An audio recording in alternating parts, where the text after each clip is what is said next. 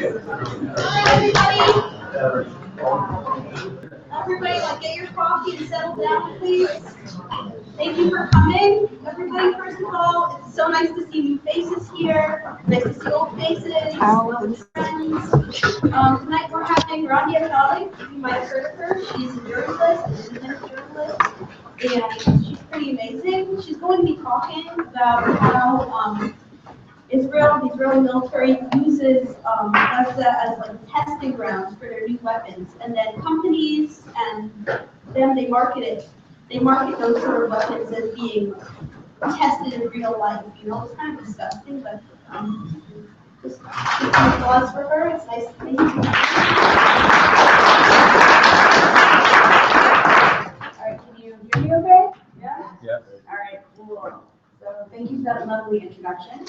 I'm Rania Khalek, and yeah, that was a pretty good summary of what I'm about to talk about. I'm going to talk a little bit about Gaza, but what is wrong? Oh, there's nothing. I'm going to talk a little bit about Gaza, but I'm also going to talk more about sort of the system-wide issue of Israel using Palestine as a laboratory to test and perfect weapons and methods of domination and control that have been exported to other parts of the world. So it's no secret that Palestine is the site of grave human rights violations by Israel, but it's about more than just Palestine. Because what Israel does to Palestinians has far-reaching consequences that impact every corner of the globe.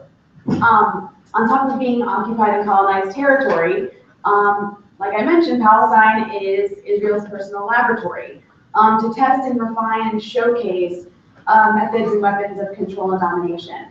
And Israeli military leaders are not shy about this. Last summer, as Gaza was being bombed, the head of the Israeli Army's Technology and Logistics Division said this.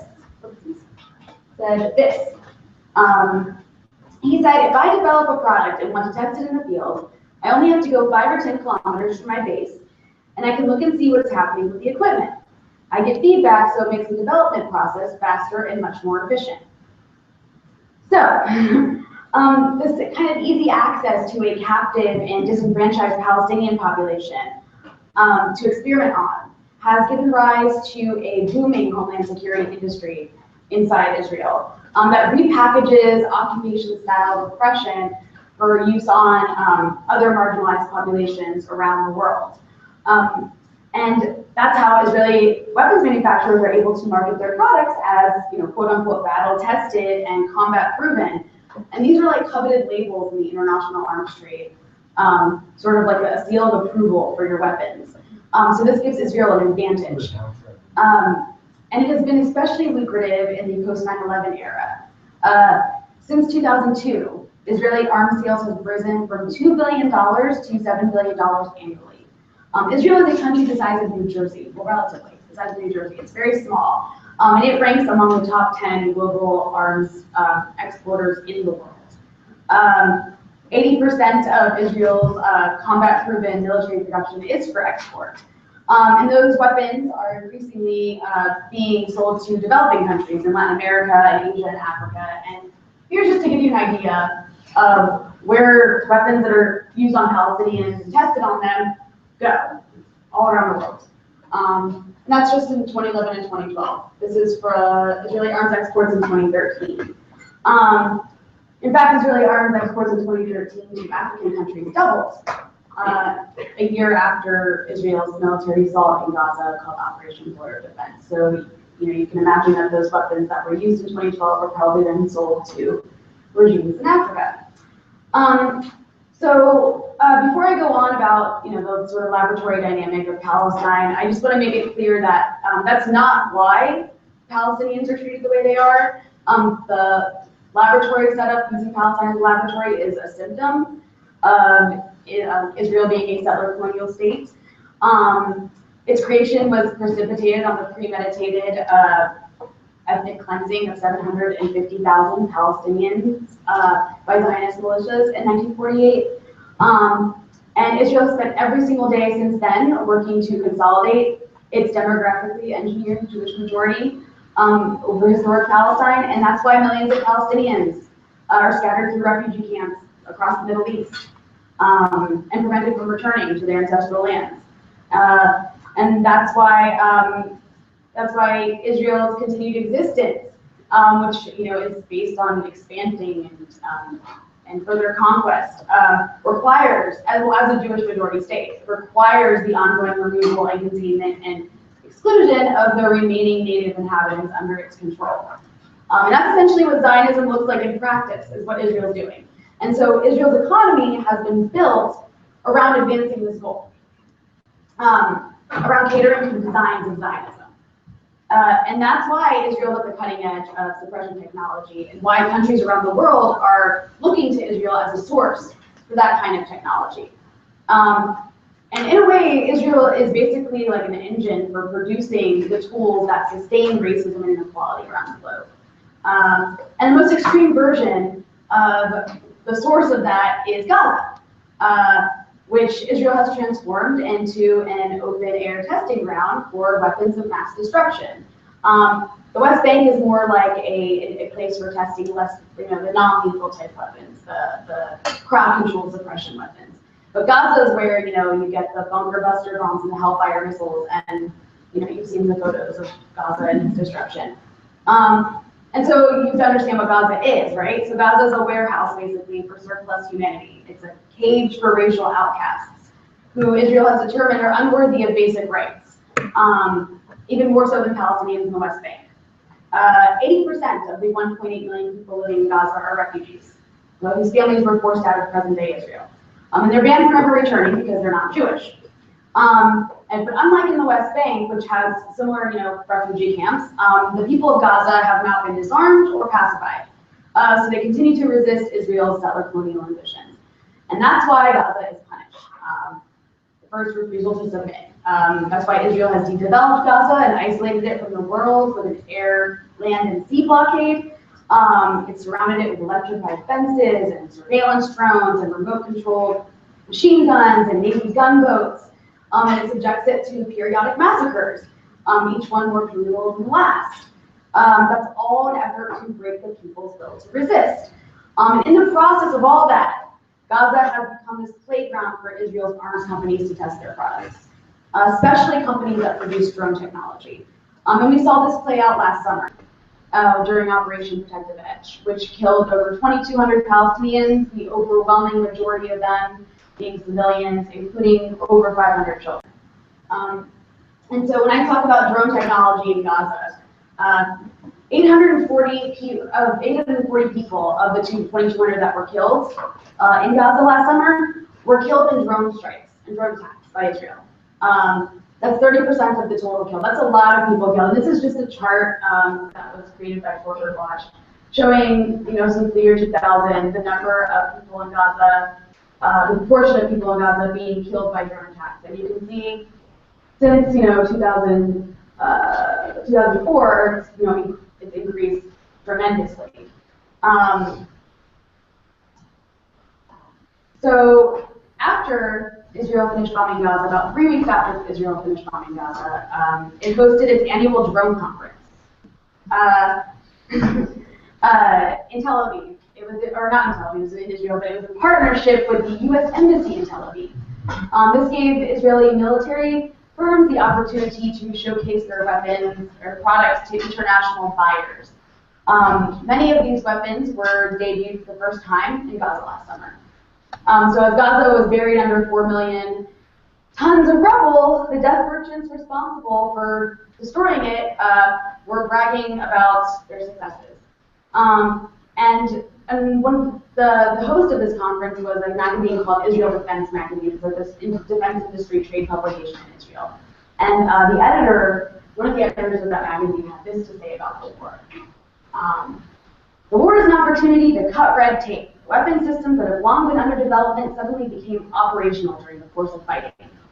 And so this is the mentality, and this is the way that Israeli military leaders and in general, speak about very openly about the way that war helps their industry.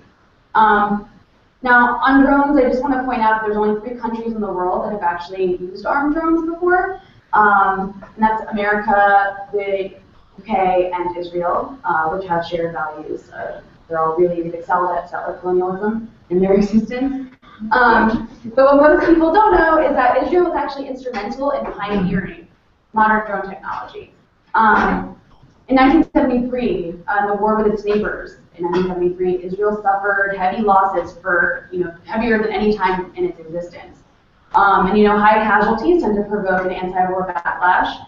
And Israelis are really bad at handling casualties, even if they're soldiers. I mean, one soldier is killed, they'll kill like 100 civilians in return.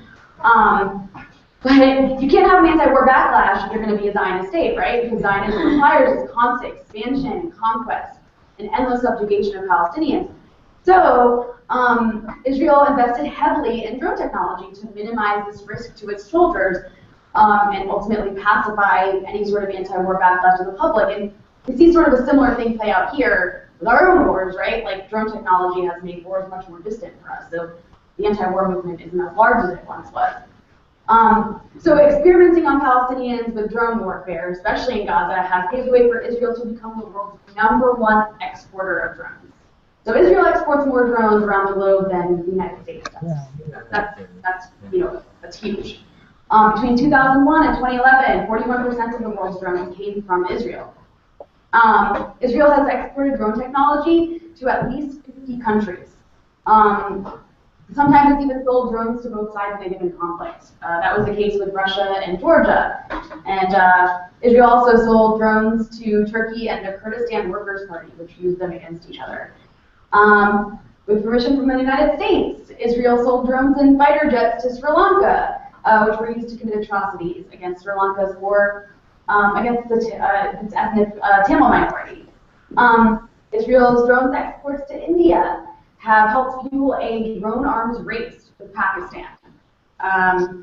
Brazilian police have used Israeli drones to invade the favelas in Brazil, which are like what they call basically the Brazilian slums. I mean, I could go on and on listing all the places that Israeli drones have been used to oppress people. That would take all day, so I won't do that. But I do want to focus on one company in particular, and that's Elbit Systems. This is Israel's premier drone maker, and it's its largest developer of military technology.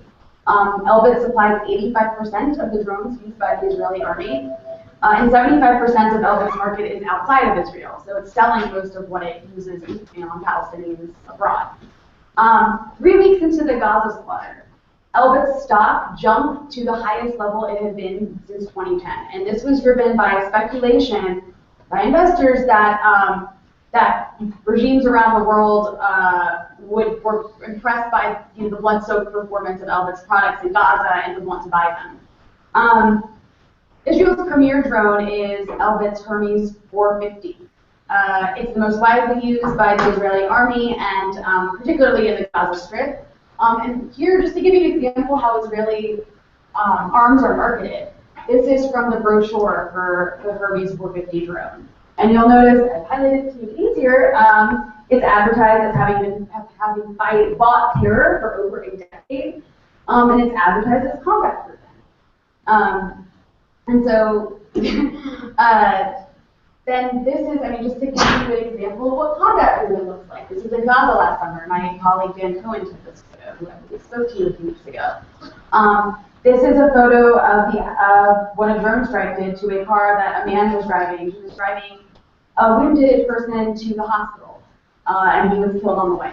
So that's what combat proven means. So the Hermes 450 has been implicated in killing civilians deliberately. This is what human rights investigations have determined. It was used by the Israeli army to deliberately target civilians in Gaza during Operation Cast Lead. That was Israel's 2008-2009 attack on Gaza that killed 1,400 Palestinians, including nearly 400 children. Elbit's drones have also been used to kill civilians in Israel's war on Lebanon in 2006. Some of the victims there included Red Cross workers, ambulance drivers, and people fleeing their homes. The Brazilian government, I guess, has been impressed by this because they've bought a fleet of the Hermes drones to help crush, were used to help crush the massive protests that erupted last summer during the World Cup. Thales UK, a subsidiary of the French company Thales, which is the 11th largest arms producer in the world, signed a $1.6 billion venture with Elbit Systems in 2011 to develop a new drone fleet for the UK military called Watchkeeper. And Watchkeeper is being modeled off of the Hermes 450, which the UK is, by the way, used in Afghanistan. The Swiss government's a big fan too. It purchased the Hermes 900 for $280 million last June. And the Hermes 900 is a more advanced version of the previous drone, and it was field tested. And I mean, that's the language used, it was field tested. The first time during Operation Protective Edge last summer. Israeli military leaders described it as the star of Protective Edge. You know, Israeli media went on and on about how much this drone was like amazing. So basically, bombing campaigns in Gaza expedite the testing of products. And it's not just drones. There's a company called Israel Military Industries, which is government-owned, and it was a dying company last year. It was on life support. The Israeli government was planning to privatize it. It was mired in so much debt. But Gaza changed all that. During Israel's military assault last summer, Israeli military industries employees worked nonstop to ensure an endless flow of bullets and shells to the invading ground forces. And this is a photo also by Van Zones in Gaza in Hoban Bay Tanoon. You'll see the bullet casings littering the floor marked with Israel Military Industries. Israel Military Industries also tested several new weapons last summer, including its super smart NPR 500 multi-purpose rigid bomb. Basically a 500-pound bunker buster bomb. And it's so powerful it can penetrate an entire meter of reinforced concrete. This was used on Gaza, which, you know, doesn't exactly have bomb shelters. And what was really interesting about this is immediately after this bomb was used, demand for it skyrocketed. With $1.5 billion worth in back orders in early August, before bombs were even done falling. So Operation Protective Edge, along with being a massive war crime, was like a 51-day-long advertisement for Israel's arms industry. And, you know, Gaza is really, you can kind of look to it for a glimpse into future drone technology. What's happening right now in Gaza is you know, Israel's developed these, you know, not just air drones. These, I know these are really creepy looking machines. The one right over here is it's called Border Patroller.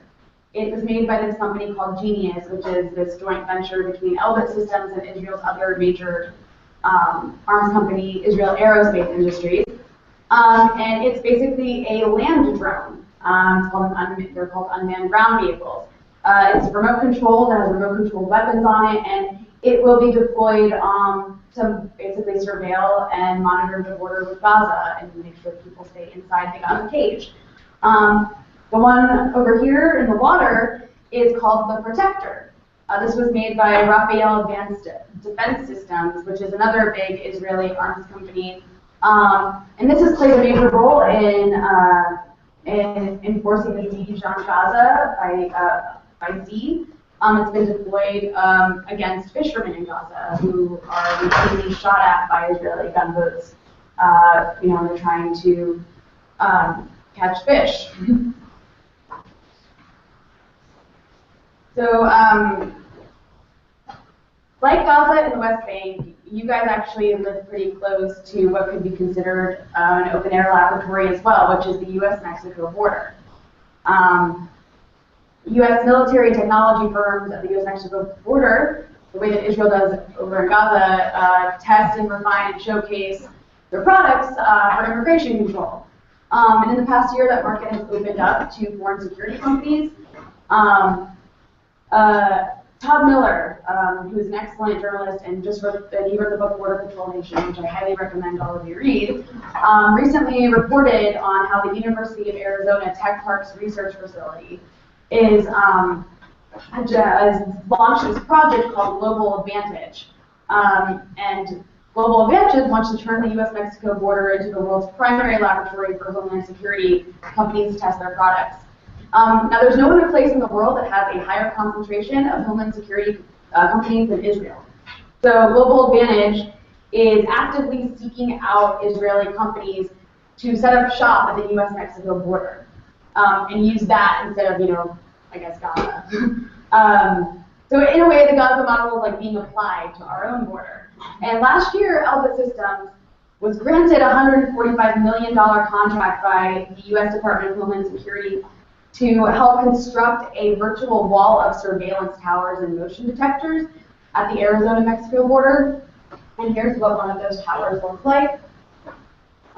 You'll notice it has solar panels, so I guess they're like trying to be green. So this is the same Elbit technology that's used that has been used and is still used to construct and maintain Israel's apartheid wall in the occupied West Bank, which the International Court of Justice has deemed illegal under international law.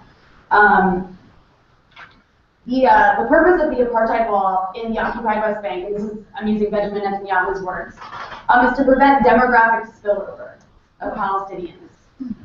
So basically to keep Palestinians from polluting Israel's Jewish purity, I suppose.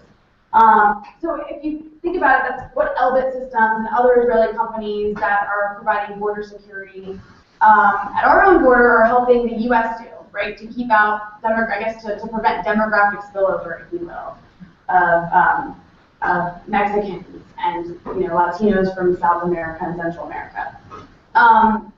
Israeli companies like Elbit Systems and a couple others like Nice Systems, another called Aeronautics Defense Systems, and a bunch of other names I could, for one twister, have also been contracted to fortify European borders to keep out undesirables, if you will, which are usually, poor black and brown people from the Middle East and North Africa. So Israeli technology that restricts the movement of Palestinians is being used to reinforce, Fortress Europe and Fortress America, and in a sense is really providing the most cutting-edge tools to propel a kind of border apartheid around the globe.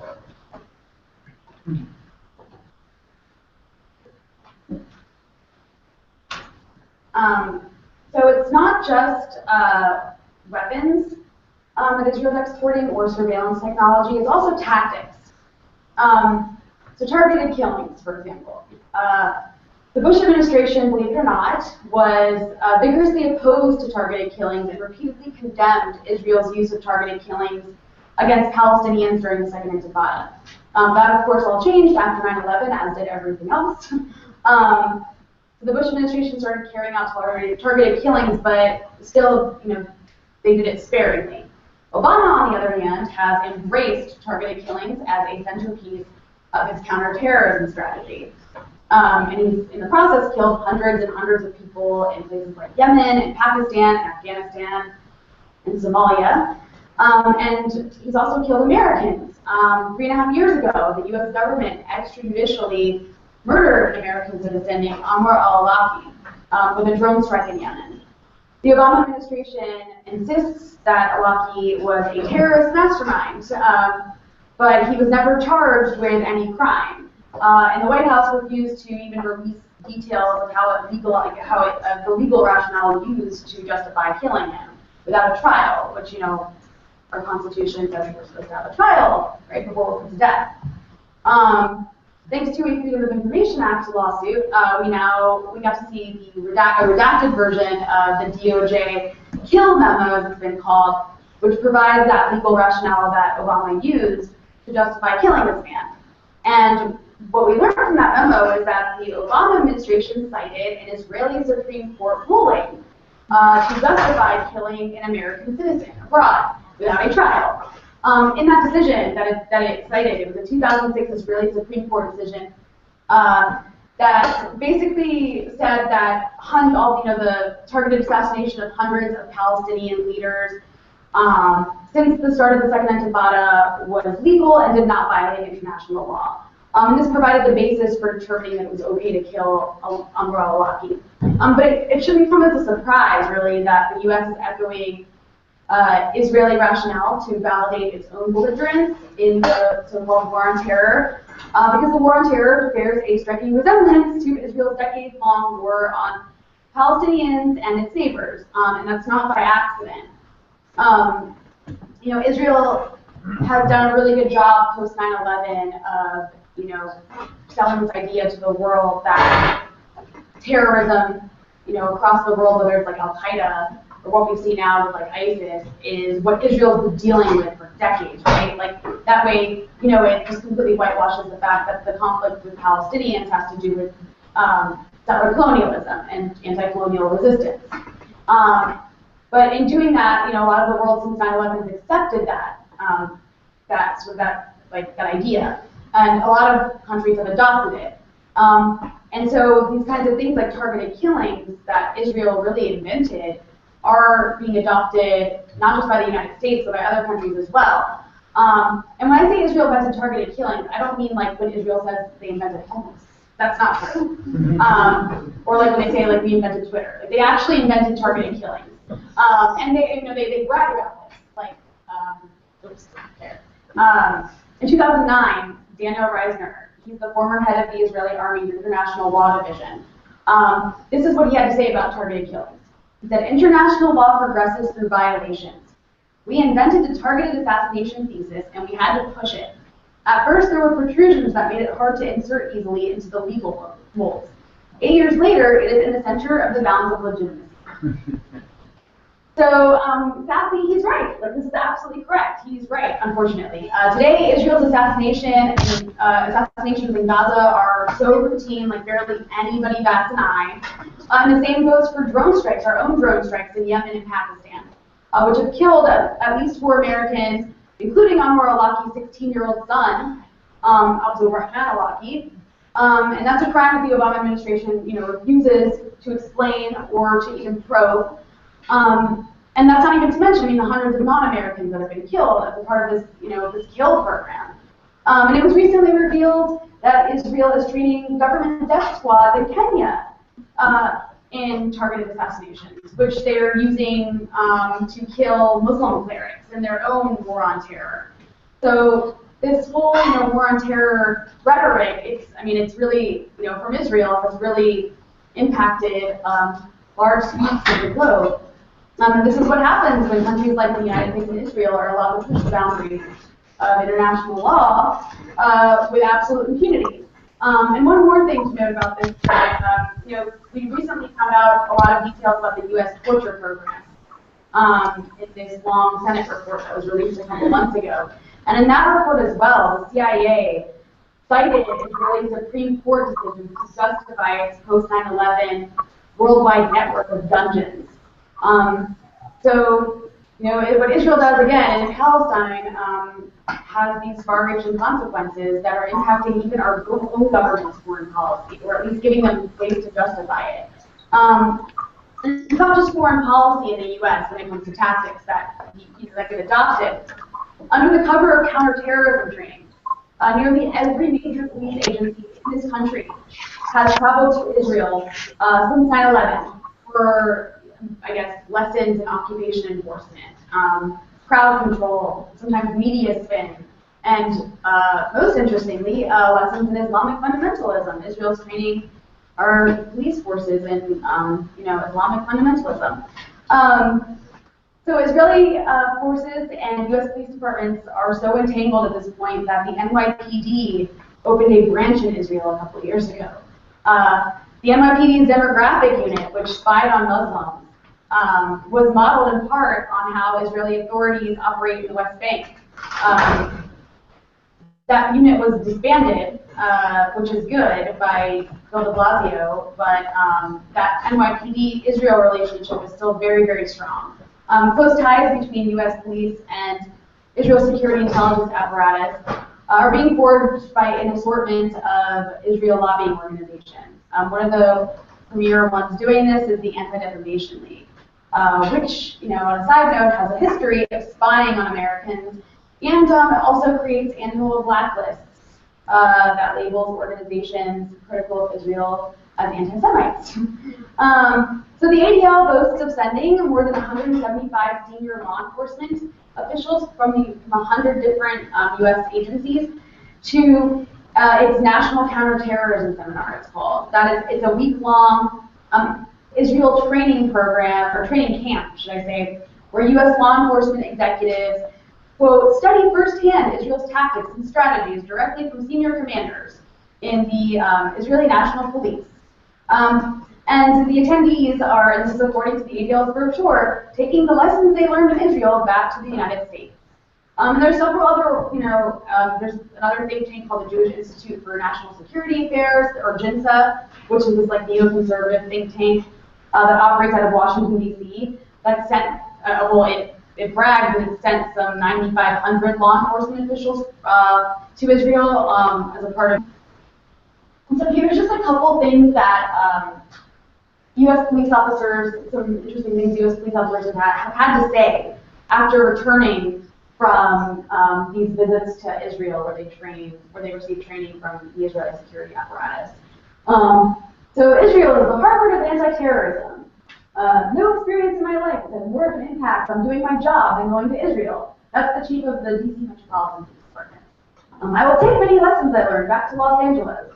I picked up a few ideas on things we could do with our own system that they currently do. This was actually really recent. This was said by the Fresno police chief who visited Israel in November of last year. And he said this after visiting the border with Gaza.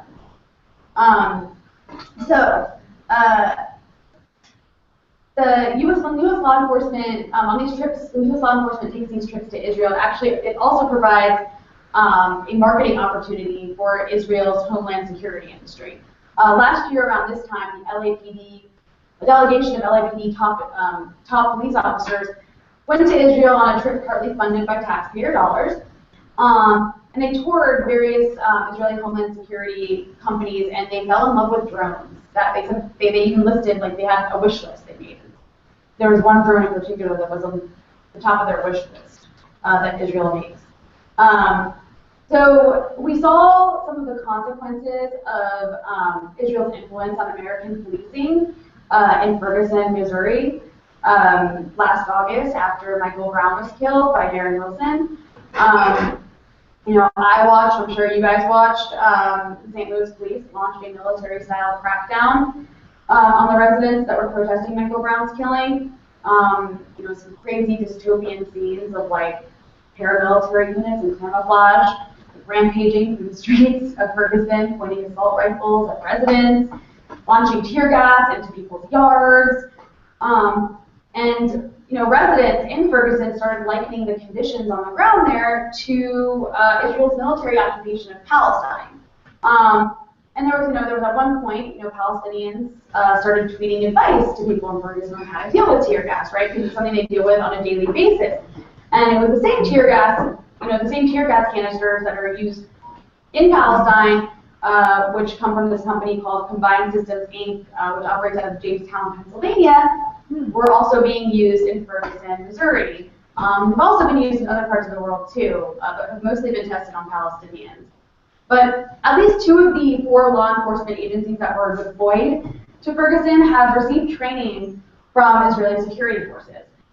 In 2011, the former St. Louis County Police Department police chief attended the ADL's week-long counterterrorism training seminar camp thing in Israel. And the former St. Louis Police Department chief, the St. Louis City Police Department chief, traveled on the JINSA program in 2008. So obviously, Israel isn't responsible for what happened in Ferguson, but there's been very, very little investigation, especially by media in this country, into what's actually happening on these trainings and exactly how it's impacting U.S. law enforcement in this country. And so we don't even really know the scope of Israel's influence on U.S. law enforcement, mostly because the media has been completely derelict and even scratching the surface into looking into it. But what I know for sure is that this has deeply troubling implications for when you've got an apartheid regime that's imparting its is imparting its own methods of pacifying and controlling the population onto our own police forces. And U.S. police have a very long history of racism and impunity that continues till now. So the last thing that we need in this country is to have them learning lessons from a regime that's committing war crimes on a daily basis. So I know all that can be all this seems probably really overwhelming and daunting, and it's like, well, how do you dismantle a machine that has its hands sort of everywhere in the world? But it is possible. Israel's homeland security industry is the backbone of its economy, and has been shaped by decades of occupation and pacification and removal of Palestinians. And this suppressing technology is migrating to other parts of the world, and it's helping to reinforce systems of racism and inequality. And the situation for Palestinians in particular is really more urgent right now than I think ever before. The Israeli government is increasingly right-wing, kind of turning more to a fascist. It's becoming more fascist, and it's really, it's just moving more towards sort of sadistic type repression style. Israeli leaders right now are completely, perfectly comfortable making genocidal statements about Palestinians. Last summer, right before Gaza was bombed, one Israeli lawmaker named Elbit Systems said that she suggested or encouraged the slaughtering of Palestinian mothers in their beds to prevent them from birthing little snakes. That is the language she used. So this is the sort of leadership that's on the rise in Israel. She's very, very popular. She's probably going to be their next public security minister, meaning that U.S. police chiefs who go and visit Israel will likely be meeting with her, which will be interesting. And at this point, as belligerent as someone like Benjamin Netanyahu is, he really does occupy the center of Israeli politics. The future of Israeli leadership is towards people like Elbit Systems. The Israeli public is increasingly racist. That was pretty apparent with the death to Arabs, death to leftist rallies that were seen throughout the streets of Jerusalem and even liberal Tel Aviv last year as Gaza was being bombed and even after. And so they're not going to change willingly. The only way to really dismantle Israel's system of, really Israeli Zionism is through pressure, and that's pressure that our government is not going to run Israel, at least not willingly, on its own. And so that's where really you all come in, especially the SJP chapter here. You guys are pretty much this community's thought leaders on BDS. And so when we talk about Palestine and how it really is a global issue, it's a global struggle. The battle for justice in Palestine is global because it impacts the most vulnerable people across the globe who end up having the same technology used on them. So I think what's really important is to build coalitions with people that are equally invested in shutting down the system. And I do see that happening. I see that happening on college campuses across the country with other SJP chapters and these divestment resolutions being introduced, divest from Israeli companies that profit from, or not just Israeli companies, but divest from companies in general that profit off of Israel's occupation of Palestine. That's not just, it's not just SJPs that are supporting those divestment resolutions. It's also, the Black student unions that are equally invested in anti-police brutality measures, and Latino organizations that, are against border militarization, because these things are all connected. And I think one of the most, really important lessons if you're going to take anything away from what I said today, is that, the oppressors are working together. So it only makes sense for the oppressed to be working together, and I think that's where that has the most power to intensify BDS. So what Israel does in Palestine really is a glimpse into the future of what's to come for the rest of us, or at least the most vulnerable among us. So just keep that in mind, I guess, moving forward. Thank you.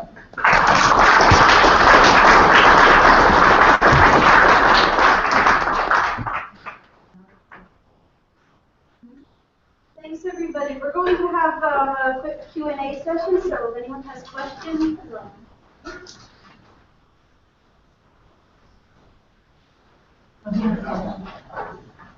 I assume we're selling Israel the Hellfire missiles, right? What? Sorry, what? The Hellfire missiles, they're buying from us. Yeah, yeah. I think they also make some of their they also make some of their own, or at least provide some of the parts for them. But yeah, they do. They buy a lot of weapons from us, or actually like receive a lot of gifted weapons from us. Last summer, actually, as Gaza was being bombed and children were being killed, on screen on beaches, the Obama administration replenished Israel's stockpile, the stockpile of weapons they keep in Israel, so that Israel could have more shells and bullets. So, yeah. I have two questions. The first one, you mentioned a magazine called Israel Defense Magazine. Is that an English language publication? They have an online. I've never actually had a hard copy of it, so I don't know if they have an English language hard copy. But they do have an English website online. You just Google it, you'll find it. It's a really slow website, but it's very revealing. I know some groups would be interested in that. And also you mentioned a book by Todd Miller, the title. Border Patrol Nation.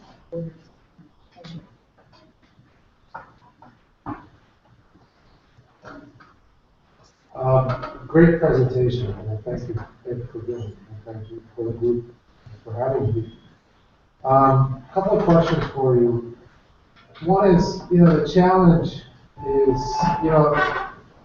this room, a majority of this room, I'm guessing, is already aware of a lot of these issues, or at least some of them, if not all of them, the challenge of the oppression, the apartheid, the whole gamut. And our challenge in our country, in this country, is really informing and working against this enormous media power, which somehow or another magically, well, not really magically, but is able to completely ignore and sort of completely talk and work around these issues. So, being a media person that you are, what is a good way? That's the frustrating thing for a good majority of folks that understand these issues and are very much on the same page. But, you walk into a room somewhere and you might as well have forums talking about this, So what do you suggest? What is a good way to bring more folks that maybe don't know this, that need to know this? That's an excellent question. My role as like an independent journalist and, working for outlets like, writing for outlets like the Electronic Intifada, and then other outlets that are really increasing their readership too, like Mondo Ice is another great one. I think that, like, from my side of things, it's like the best I can do is use my platform and sort of push these stories into the mainstream, and sometimes that works. Surprisingly, sometimes that works. Last summer, and it's not just me too, and I think that that's what other people can do as well, like people who care about this issue. I think social media has been like really, really effective in on the media landscape side of this issue. Like last summer, while Gaza was being bombed, you might remember Eamon Moyle-Dean, who is the reporter for NBC News, was on the ground in Gaza. He was like a veteran war reporter, and he's been in Gaza in the past while it's been being bombed. So like he speaks Arabic. He's the ideal reporter to have there, and he witnessed the massacre of those children on the beach. And his reporting like went viral on it because he was like there while it happened, and he had just been playing soccer with them like earlier, a few minutes earlier, and so he was pulled from Gaza and replaced by like Richard Engel, who doesn't know anything about Gaza and like can't speak Arabic, and so and there was like this big outcry over it. There was like this massive campaign to bring him back, and people were really outraged. And I think it was one of those moments where it was just so obvious and just really highlighted how this, like how the media, like you said, works around this issue by doing things like that. And so he was brought back. And so I guess my point is that there is power when it comes to the media. There is power in forcing a change in the narrative, and there is power in forcing stories into the mainstream.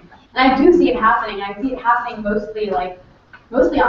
Mostly people online, on Twitter and Facebook, were able to contribute their voice to the conversation and put pressure on these media organizations to cover stories.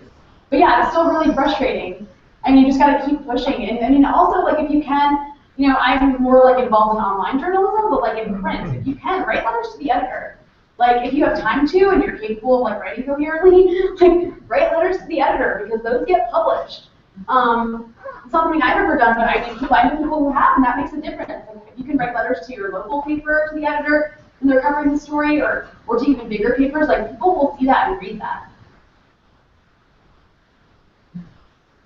There was a show the other night, I think it was Vice, and they were showing some of the fallout from Iraq, and you know, some of the children that have been born and disfigured, and I just can't, I just shudder when I think about Gaza, you know, some of the weapons. Is there any studies or anything that's being done on weapons that have been used there and how that's impacting people? So in Gaza, the problem is that it's like there's this blockade, so people can't come in, right? Last summer, actually, there's these experimental weapons called dime bombs. They're dense inert metal explosive, I think is like the full name for it. Bombs that are, you know, they have like all kinds of metals in them that are cancer-causing metals, and they create these really, really disgusting injuries. Like they just like basically cut right through flesh and bone, and they also can burn flesh and bone and muscle, like and turn it into charcoal. I think Gaza might be one of the only places it's ever been used. But there was, you know, it was being used last summer, and so I actually spoke to a doctor who was on the ground. He's a Norwegian doctor, Max Gilbert. He's like an amazing person. And I asked him questions like, this type of bomb was used beginning in 2006, it was used again in 2008. And so I asked him if there's any studies on the after effects of this bomb, assuming there would be, because like you said, in Iraq, like there have at least been studies. But you know, the problem in Gaza is that they can't even get the equipment in to like look, you know, to collect the kind of stuff they need to collect the tissue samples, to try and figure out, you know, like what's even really in this bomb and how to deal with it.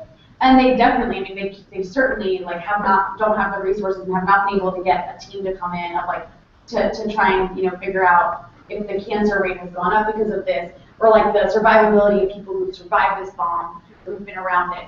So yeah, that's the problem in Gaza. So we don't know, like we don't know, and that's really sad and scary to think about. But I imagine, like, and I can, you know, we can only speculate, is that there probably is some sort of rise in cancer rates, I would assume, after like at least a decade of this kind of weaponry being used there. So, hope that answers your question. Yeah. I thought it was a very informative presentation. My own research is bound up with these questions, and so my question to you is partly technical, but also has an activist aspect to it.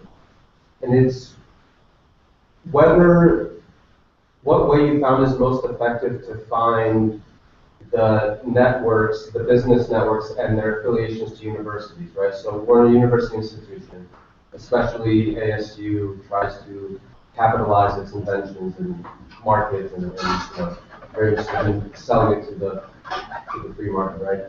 And so part of that implicates what BDS might be able to do if we could get information on how companies are investing in universities, which companies are investing, especially these high-tech sorts of institutions. So do you know a database that has tracked this? Is there an easy place to go to get this sort of information? Or is this still, every person has to trace their own kind of network? Not to my knowledge, like that'd be really cool if there was a database like that. I don't know if there is. You know, a lot of organizations like the U.S. Campaign for Boycott and organizations like this that are like active in the BDS movement, like their websites are great resources on that kind of stuff. And that's basically where you'll find a lot of that kind of information. But yeah, as like a database, I mean, I don't know of any, unfortunately. And it's hard. I mean, there's so many companies. Like it's hard to keep track of like so many subsidiaries of companies, and it really is difficult to keep track.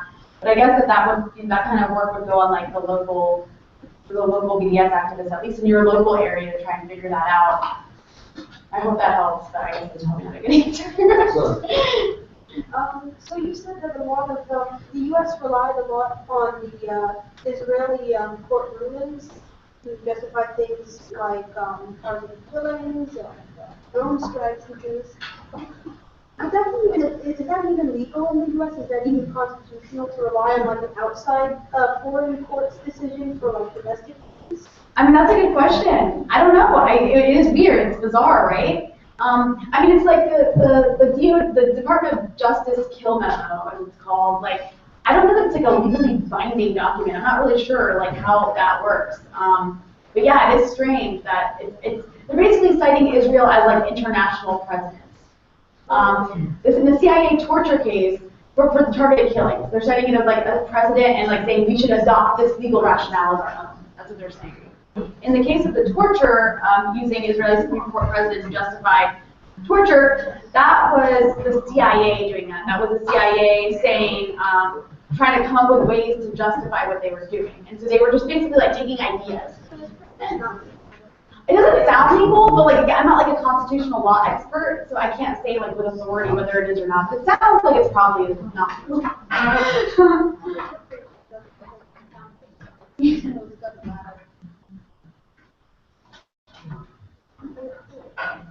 One thing that has happened recently with all of the blockades and things like that and the building of the separation wall is that people have not had as much face-to-face contact. They've had combat, but the combat has been separated out by the use of drones so that people never see the damage that they themselves are doing or attribute it to their own people doing the damage. And I think one of the best ways that we can counter that is by rehumanizing the whole thing. And I'd like to call everyone's attention to the fact that there is a website. I don't have it with me, but it's about Rehumanize, and it lists all of the people and shows photographs of them and gives background on each person who was killed during the recent Gaza conflict. And it goes back to before the start of that conflict. And showing that to people just really is eye-opening. And if you're looking for a way to get people to pay a little bit of attention, that's a good way to do it. Well, when you're talking about what was about to say, Humanized health. yeah, I assume humanized health. Yeah, no, it's a great resource for sure. Yeah. And also to take advantage of the people who have, maybe not recently because it's been impossible, but who have gone over there, and to have them to your home for a house party or something where they'll talk about what they have seen with their own eyes. There's nothing like eyewitness reporting. Absolutely. I have a more subtle question for you. I know you reported about how Khalek death. I'm sorry? The death of Khalek, who was from from Arizona here. Oh, I have not heard more about that. Have you? I thought I saw something that maybe you did a little bit. Oh, Mueller, I'm sorry, I didn't hear it. I heard a different name. Yeah, okay, yeah. Sorry, I heard it. I don't know why. I thought I was But what I wanted to ask you is kind of the more subtle issue of the optics of how her death has been misused, or how, for instance, here in the local newspaper, I'm not sure you came across it, there is an article in the Republic where they actually covered something at ASU regarding how a student who had gone to Israel to study counterterrorism was concerned about the death of Caleb Mueller, and that inspired him to take more from that partnership. But that's how it's been covered in let's say, mainstream press here. Can you talk at all about if you see her own legacy kind of being twisted or manipulated in order to kind of support this type of counterterrorism or support war? No, yeah, actually, first of all, it's important to note that, we don't actually know how she died. ISIS, again, says that she was killed in a Jordanian airstrike that, those airstrikes are done with, they're like acquisitions of intelligence from the United States. And the U.S., I actually asked the Department of Defense myself if they could confirm or deny that. They can't. We don't know how she was killed. But, her death was, so it could have been a Jordanian airstrike that she was killed in, but her death has sort of like gone into the column of like you would think that she was beheaded or something, like with other Westerners who have been. And so that has been used, as every death, by ISIS is, it has been used to try and, whip up more support for a war, for more bombing, as if it's like going to solve anything. And I have seen that happen in the mainstream as well. And I actually have seen politicians acting that way. Interestingly enough, I've seen politicians, mostly right-wing politicians, using her death to further Islamophobia. Because a couple days after her death, there was the Chapel Hill shooting, where three Muslim students were killed by a neighbor. They were shot in the head, and once that happened, there was one congresswoman, she was a state lawmaker. I can't remember if it was California or Washington. It was somewhere in the western United States. And she had tweeted out something about Kayla Mueller's death and how that meant they need to stand up to Islam. And I think she had this is right after the Chapel Hill shooting. So this is the kind of behavior I've seen. It's really interesting because anybody who doesn't know who Kayla Mueller was, she was an activist who did amazing things, but she had also participated in the International Solidarity Movement, the ISM. She'd gone to the West Bank and worked with the ISM and basically walked children to school and tried, protecting them from settlers who, in Hebron, who typically throw things at children Palestinian children as they walk to school. And she, protested with Palestinians against house demolitions and against the apartheid wall. And this was completely removed from most of the eulogizing about her in the mainstream. And at the same time, her death was also used to just as sort of to just exploit in this exploitative way of this is why we have to go to war, we have to keep bombing Iraq and Syria. So that was my takeaway from the national mainstream coverage. That's really disappointing to hear that it happened like that, locally. Sorry, was there someone I thought I spoke? Okay. Go ahead. So I'm going to ask you a kind of a hard question because it's important to be able to respond. And you're very articulate, so I want to hear what your answer is.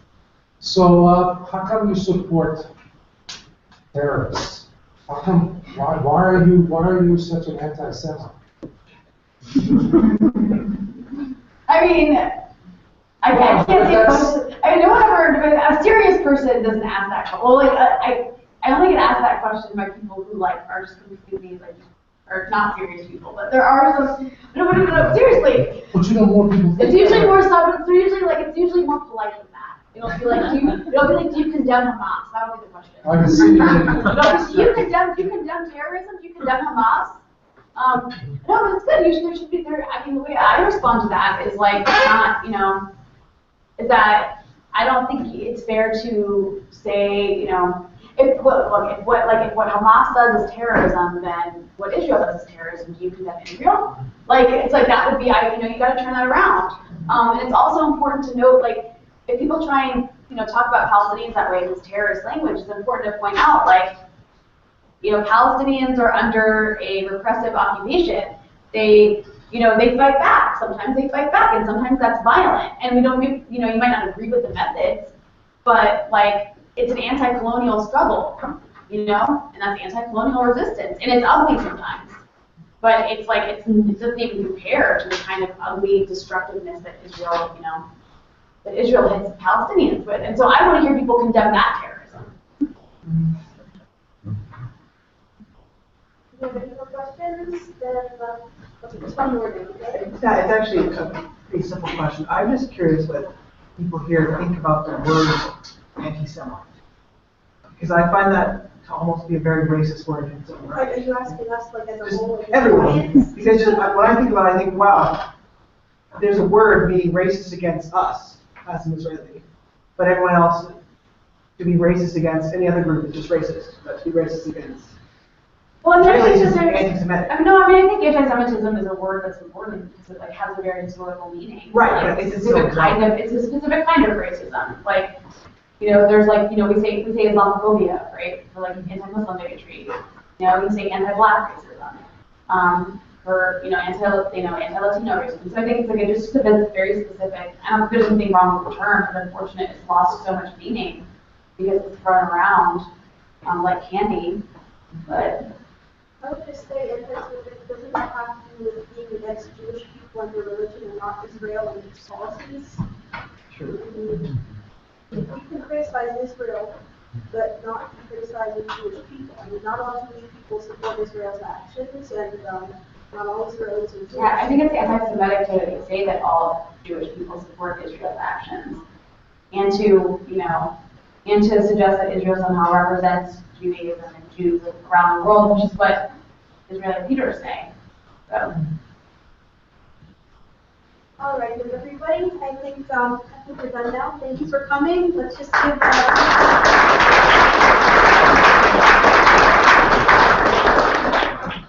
Excuse me, can I say something to the group? We're all action people, and we have an opportunity tomorrow. The president of ASU, Mike Crow, is going to be speaking at the Jewish National Fund. And there's going to be a group of us actually challenging this. And as you can see, no more wars for Israel, innocent blood, Gaza, innocent blood on our hands. But we're looking for a few good people that would come out tomorrow at the Scottsdale Hilton Hotel. It's at Scottsdale Road and Lincoln.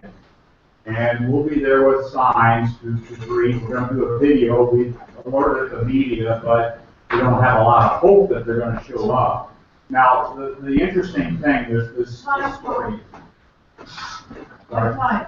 What's that? It's at 7 to 9. We're going to be there from 7 to 9 tomorrow. A.M., yes. It's a breakfast. And he's speaking, Michael Crow is speaking on the power of investing in Israel. As many of you may know, there's a study program with Ben Gurion University in the Negev. And it's in the social justice program. And this really is a mockery of social justice.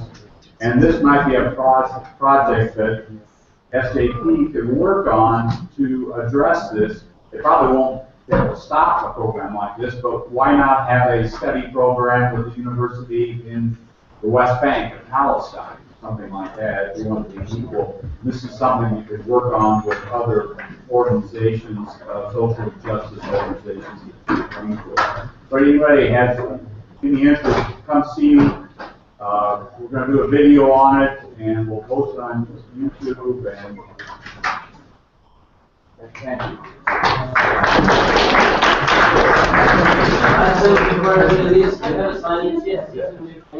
you.